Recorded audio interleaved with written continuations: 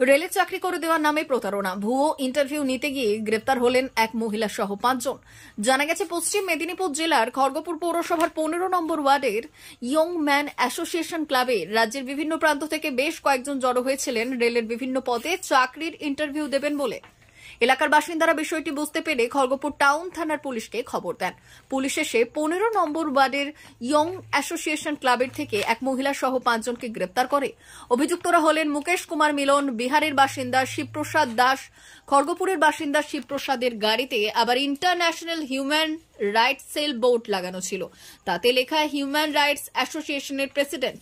শুধু তাই নয়, তার গাড়িতে লেখা ছিল গভর্নমেন্ট অফ ইন্ডিয়া, যা ছিল পুরোটাই ভুয়ো। এছাড়াও গ্রেপ্তার হয়েছেন দিল্লি সেন্ট্রালের এক মহিলা অমৃতা ভূঁইয়া। এই 3 জন ছাড়াও 2 জন চালককেও গ্রেপ্তার করা হয়েছে। পুলিশ এদের কাছ থেকে 2টি গাড়ি, রেলের ইন্টারভিউয়ের প্রচুর কাগজপত্র উদ্ধার করেছে। খড়গপুর টাউন থানার পুলিশ অভিযুক্ত 5 জনকে গ্রেপ্তার করে সোমবার খড়গপুর মহকুমা আদালতে পাঠায়। খড়গপুর টাউন থানার পুলিশ গোটা ঘটনার তদন্তে নেমেছে।